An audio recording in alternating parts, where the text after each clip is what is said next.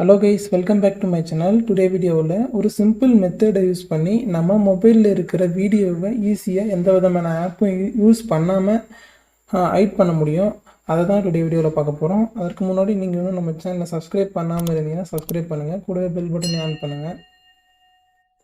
Guys, இப்போது எப்படி வீடியோவை ஹைட் பண்ணுறதுன்னு பார்க்கலாம். இப்போ உங்கள் மொபைலில் இருக்கிற ஃபைல் மேனேஜர் ஓப்பன் பண்ணுங்கள். ஃபைல் மேனேஜர் ஓப்பன் பண்ணிவிட்டு கைஸ், ஒரு எடுத்துக்காட்டுக்காக நான் வாட்ஸ்அப்பில் சென்ட் பண்ண வீடியோவை ஹைட் பண்ணி காமிக்கிறேன்.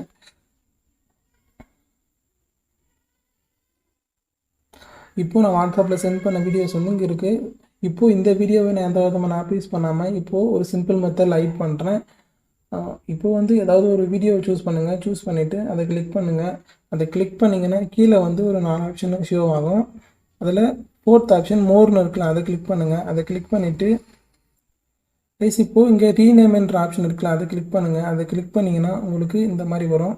இப்போது கடைசியில் இருக்கிற MP4ன்னு இருக்குல்ல, அதை மட்டும் டெலீட் பண்ணிவிட்டு PNG அப்படின்னு டைப் பண்ணுங்கள். டைப் பண்ணிவிட்டு சேவ் கொடுங்க.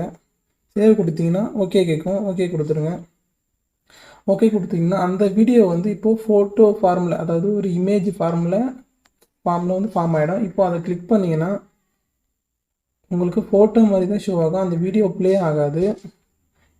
இந்த மாதிரி உங்கள் மொபைலில் இருக்கிற ஒரு இம்பார்ட்டண்டான வீடியோவை உங்களால் இந்த மாதிரி சேஞ்ச் பண்ண முடியும்.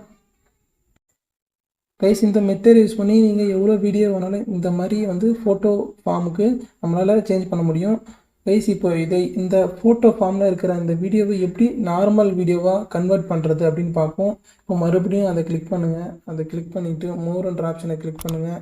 கிளிக் பண்ணிவிட்டு ரீநேம்ன்ற ஆப்ஷனை கிளிக் பண்ணிவிட்டு PNGன்னு டைப் பண்ண பார்த்தீங்களா, அதை டெலீட் பண்ணிவிடுங்க. அதை டெலீட் பண்ணிவிட்டு MP4 டைப் பண்ணிவிட்டு ஓகே கொடுங்க. ஓகே கொடுத்துட்டு ஓகே கொடுங்க. இப்போ மறுபடியும் நமக்கு அது வீடியோ ஃபார்மில் கன்வெர்ட் ஆகிடுச்சு. இப்போ நம்ம ஓப்பன் பண்ணி பார்ப்போம். பார்த்தீங்கன்னா தெரிஞ்சிருக்கும். இப்போ வீடியோ ஃபார்மில் கன்வெர்ட் ஆகிடுச்சு. இந்த சிம்பிள் மெத்தட் யூஸ் பண்ணி நீங்கள் எத்தனை வீடியோஸ் வேணாலும் உங்களால் ஹைட் பண்ண முடியும். இதுக்கு நீங்கள் எந்த விதமான ஆப்பும் யூஸ் பண்ண வேண்டிய தேவையில்லை. அவ்வளோதான்.